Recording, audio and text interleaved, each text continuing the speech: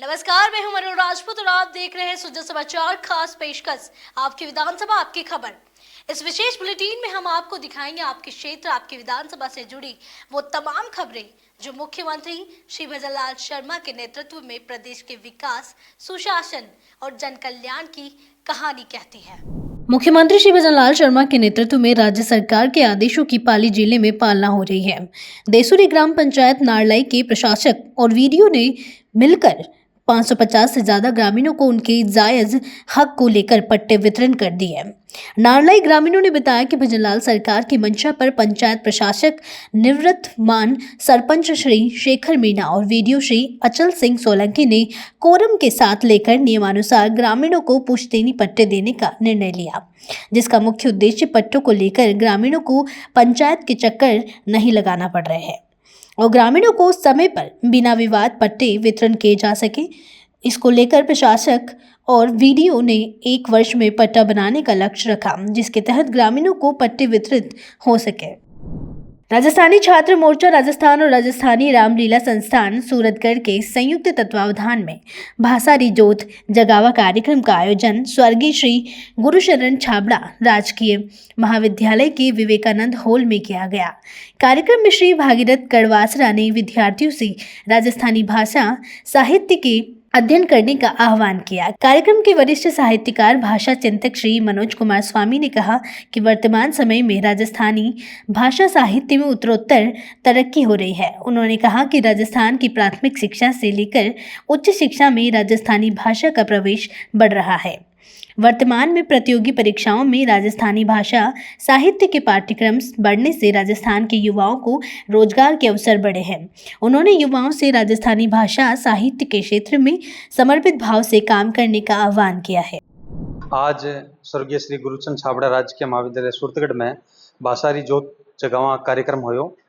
बीमा राजस्थानी पढ़ेसरियाँ छूँ और विशेषकर जका नुआ विद्यार्थी है बासों राजस्थानी भाषा साहित्य संस्कृति विषय पर बात हुई और युवा वर्ग ने राजस्थानी भाषा साहित्य और इतिहास से अवगत कराया गयो और विशेषकर राजस्थान की प्रतियोगी परीक्षाओं में राजस्थानी भाषा साहित्य री कितनी प्रासंगिकता है बी विषय पर वक्ताओं अपनी बात रखी और बहुत ही सुंदर आयोजन होयो। बीमा सारा जका वक्ताओं है वो आह्वान करियो कि राजस्थानी भाषा री संवैधानिक मान्यता राज्य री राजभाषा किन भांत बने और राजस्थानी भाषा साहित्य संस्कृति में नई पीढ़ी क्या जुड़े इ पर भाषारी जोत कार्यक्रम संपन्न होयो और राजस्थानी री मान्यता संरक्षण संवर्धन की बात करी गई। करौली जिला कलेक्टर श्री नीलाभ सक्सेना ने जिला स्तरीय अधिकारियों की साप्ताहिक समीक्षा बैठक ली, जिसमें जिला कलेक्टर ने हाल ही में बारिश के दौरान क्षतिग्रस्त हुई सड़कों, पुलियाओं और अन्य संरचनाओं की मरम्मत कार्य शीघ्र और करने के निर्देश दिए। जिला कलेक्टर ने कहा कि क्षेत्र के सभी आमजन को राहत मिलनी चाहिए। जिले में किसी भी प्रकार की लापरवाही बर्दाश्त नहीं की जाएगी। जिला कलेक्टर ने बिजली व पानी जैसी मूलभूत समस्याओं सहित लंबित प्रकरणों के शीघ्र निस्तारण के भी निर्देश दिए गए। जिला कलेक्टर ने कहा कि आमजन से जुड़े कार्यों में तेजी लाई जाए ताकि लोगों को सरकारी योजनाओं और सुविधाओं का सीधा लाभ मिल सके। श्री विश्वकर्मा कौशल विकास बोर्ड अध्यक्ष श्री रामगोपाल सुथार करौली जिले के दौरे पर रहे। यहां उन्होंने अखिल भारतीय जांगीर ब्राह्मण महासभा जिला सभा करौली के नवनियुक्त जिला अध्यक्ष और नवीन कार्यकारिणी के शपथ ग्रहण समारोह में शिरकत की। श्री रामगोपाल सुथार ने कहा कि समाज के लोगों को राजनीति में भागीदारी बढ़ानी चाहिए। किसी भी समाज का विकास तभी संभव है जब उसकी राजनीति में पर्याप्त मात्रा में भागीदारी हो। उन्होंने एक पेड़ मां के नाम अभियान के तहत वृक्षारोपण कर लोगों को अधिक से अधिक पेड़ लगाने को लेकर प्रेरित किया। श्री रामगोपाल सुथार ने कहा कि मुख्यमंत्री श्री भजनलाल शर्मा के नेतृत्व में राज्य सरकार ने बहुत सारी जन कल्याणकारी योजनाएं चला रखी हैं। इनका हमें अधिक से अधिक लाभ लेना चाहिए। झुंझुनू जिले के खेतड़ी उपखंड क्षेत्र के गाडराटा ग्राम पंचायत में 4 सितंबर से 6 सितंबर चलने वाले सुंदरदास जी के मेले की तैयारियां जोर शोर से शुरू हो गई हैं। मेला प्रबंधक कमेटी के सदस्यों ने मेला स्थल पर पहुंचकर तैयारियों का जायजा लिया। मेला प्रबंधक कमेटी के सदस्य श्री महिपाल सिंह उर्जनवाला ने बताया कि सुंदरदास जी बाबा के मेले में हर वर्ष 5 लाख से अधिक श्रद्धालु बाबा के दर्शन करने आते हैं। इस बार सुंदरदास जी का लक्खी मेला बुधवार को रात्रि 12 बजे प्रारंभ होकर शनिवार तक चलेगा। मेला प्रबंधक कमेटी द्वारा मेले की व्यवस्था कर ली गई है। श्रद्धालुओं के आने जाने के लिए अलग अलग व्यवस्था की गई है। इससे पहले एसडीएम श्री मुकेश चौधरी ने लक्खी मेले की तैयारियों को लेकर अधिकारियों की बैठक लेकर आवश्यक दिशा निर्देश जारी किए। एसडीएम श्री मुकेश चौधरी ने कहा कि कानून व्यवस्था बनाए रखने के लिए खेतड़ी उपखंड क्षेत्र के सभी थानों का जाब्ता तैनात किया जाएगा। आपातकालीन चिकित्सा सुविधा उपलब्ध कराने के लिए 24 घंटे मेला स्थल पर स्वास्थ्य विभाग की टीम तैनात की जाएगी।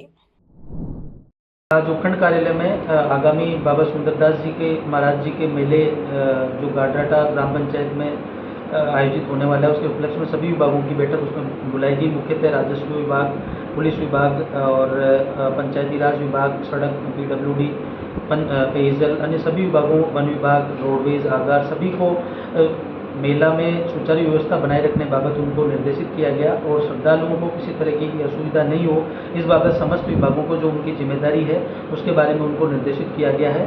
और प्रशासन, पुलिस और अन्य सभी विभागों के सहयोग से ये जो आगामी बाबा सुंदरदास जी का मेला है वो हम सुचारू रूप से और अच्छे तरीके से शांतिपूर्वक लॉ एंड ऑर्डर मेंटेन करते हुए और श्रद्धालुओं को कम से कम असुविधा का सामना करना पड़े ऐसा प्रयास करते हुए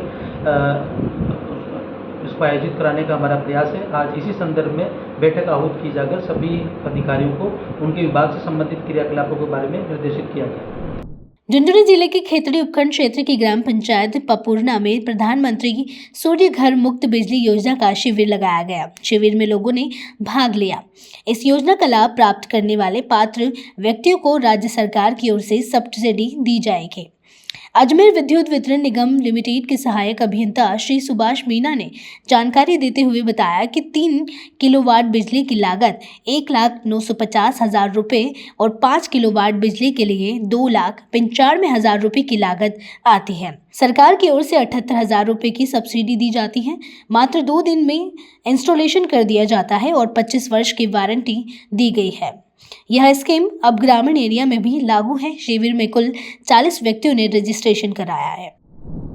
आज पीएम सूर्य घर योजना स्कीम के तहत पपूर्ना ग्राम पंचायत में हमने कैंप लगाया, जिसमें ग्रामीण काफ़ी उत्साहित दिखे। पहले स्कीम क्या थी, शहरी क्षेत्र में थी, इसलिए लोग कम रुझान था, लेकिन अब जैसे ग्रामीण क्षेत्र में आने के बाद में ग्रामीणों ने आज बढ़ चढ़ कर भाग लिया। करीबन 40 से ज़्यादा लोगों ने यहाँ पर रजिस्ट्रेशन कराया।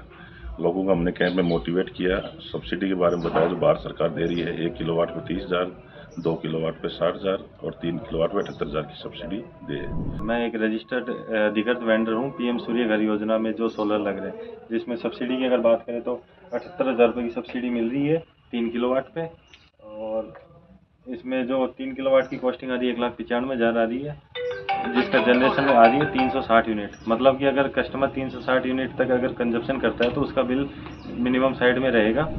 राजस्थान में इस बार मूसलाधार बारिश हो रही है। पिछले कई दिनों से लगातार बारिश का दौर जारी है, जिसके चलते कई इलाकों में जलभराव हो गया है। जयपुर के फागी में जलभराव को देखते हुए प्रशासन पूरी तरह सतर्क है। एसडीएम श्री राकेश चौधरी खुद फील्ड में उतरकर पंचायती राज विभाग के अधिकारियों, कर्मचारियों के साथ जलभराव वाले इलाकों का दौरा किया। उन्होंने जेसीबी की मदद से जलभराव वाले इलाकों से पानी की निकासी कराई। सीकर जिले के फतेहपुर शेखावटी कस्बे के निकटवर्ती ग्राम हिरना में वीर तेजा सेवा समिति के द्वारा नवनिर्माण मंदिर में वीर तेजाजी महाराज की मूर्ति प्राण प्रतिष्ठा का आयोजन किया गया। इस दौरान महिलाओं ने कलश यात्रा निकाली गई। इसके बाद मंदिर परिसर में आयोजित हवन यज्ञ में आहुतियां अर्पित की। पंडित श्री धनेश शर्मा उदनसर ने मंत्रोच्चारण के साथ विधिवत नवनिर्माण मंदिर में वीर तेजाजी महाराज परिवार सहित मूर्ति प्राण प्रतिष्ठा करवाई। केंद्रीय मंत्री एवं अलवर सांसद श्री भूपेंद्र यादव दिल्ली से अजमेर जाने के दौरान बहरोड में हाईवे पर कार्यकर्ताओं और जनप्रतिनिधियों ने भव्य स्वागत किया। इस दौरान कार्यकर्ताओं एवं पदाधिकारी के संवाद कार्यक्रम में एकजुट होकर कार्य करने का आह्वान किया गया। केंद्रीय मंत्री श्री भूपेंद्र यादव ने कार्यकर्ताओं से जनहित समस्याओं से रूबरू हुए, जिनका शीघ्र निराकरण करने का आश्वासन दिया। मंत्री श्री भूपेंद्र यादव ने कहा कि क्षेत्र में विकास के लिए काम करना ही मेरी पहली प्राथमिकता है। बहरोड में विकास के नए आयाम स्थापित करने का काम किया जाएगा। कोटपुतली बहरोड जिला कलेक्टर श्रीमती प्रियंका गोस्वामी की अध्यक्षता में साप्ताहिक समीक्षा बैठक आयोजित हुई। जिला कलेक्टर ने बैठक में सीएमएचओ और नगर परिषद आयुक्त को निर्देश देते हुए कहा कि जल भराव वाले स्थानों को चिन्हित करते हुए वार्ड वार एंटी लार्वा गतिविधियां संचालित करें। इसके साथ दवा छिड़काव और फॉगिंग कराएं, जिससे मच्छर जनित बीमारियों से बचा जा सके। उन्होंने सीएमएचओ को पर्याप्त दवा भंडार रखने एवं अन्य आवश्यक सुविधाएं मरीजों को उपलब्ध कराने के निर्देश दिए। जिला कलेक्टर ने कहा कि मानसून के मद्देनजर मौसमी बीमारियों के बढ़ने की संभावना भी अधिक होती जाती है। ऐसे में चिकित्सा विभाग अपनी मशीनरी को सजग रखते हुए आमजन को बेहतर इलाज उपलब्ध कराए, साथ ही मौसम जनित बीमारियों की रोकथाम हेतु आवश्यक उपाय सुनिश्चित करें। गोगुंदा कस्बे में मंगलवार को जल झूलनी 11 महोत्सव के अवसर पर नवनिर्मित राम रेवाड़ियों का भव्य जुलूस धूमधाम से निकाला गया। इस दौरान धार्मिक उल्लास और पारंपरिक आस्था का अद्भुत संगम देखने को मिला। सुबह 10 बजे राम रेवाड़ियां गोगुंदा बस स्टैंड पहुंची, जहां से बैंड बाजों के साथ हाथी घोड़ा पालकी के जयकारों के बीच शोभा यात्रा की शुरुआत हुई। जुलूस कस्बे के विभिन्न मार्गों से होते हुए प्रताप चौक स्थित चारभुजानाथ मंदिर पहुंचा। मंदिर परिसर में पंडितों ने सभी राम रेवाड़ियों की पूजा अर्चना कर हवन यज्ञ में आहुति अर्पित की। इसके बाद राम रेवाड़ियां ठाकुर मंदिरों के पुजारियों को विधिवत सुपुर्द की गई। आयोजकों ने बताया कि बुधवार को इन्हीं राम रेवाड़ियों के माध्यम से ठाकुर जी को तालाब पर ले जाया जाएगा। इस मौके पर उप जिला प्रमुख एवं देहात भाजपा जिला अध्यक्ष पुष्कर तेली, गोगुंदा प्रधान सुंदर देवी गमिती, उप प्रधान लक्ष्मण सिंह झाला, पूर्व प्रधान पप्पू राणा भील, भाजपा जिला मंत्री दयालाल चौधरी, वरिष्ठ नेता नाहर सिंह देवड़ा, मंडल अध्यक्ष निखिल कोठारी, महामंत्री सुरेश सोनी, सरपंच कालूलाल गमेती, वार्ड पंच कमलेश टेले, ओम सिंह चौहान और ग्रामवासियों में कन्हैया लाल सोनी, राजकुमार सोनी, मदद जोशी व हरीश चौधरी सहित सभी ठाकुर मंदिरों के पुजारी, जनप्रतिनिधि और सैकड़ों श्रद्धालु उपस्थित रहे। हमारे गांव के लिए आज बड़ी सौभाग्य की बात है कि हमारी जल झूलनी 11 जो हम बड़े धूमधाम से गोगुंदा में मनाते हैं। हमने विगत 4-5 वर्षों से वहाँ गोगुंदा तालाब पर गंगा आरती का भी आयोजन शाम को वहाँ पर होता है और बड़े पूरे गांव से लगभग हजारों की संख्या में भक्तजन उपस्थित रहते हैं। हमने पूर्व में पंचायत समिति मध्य से वहाँ पर घाट निर्माण करने का काम भी वहाँ पर हमने किया।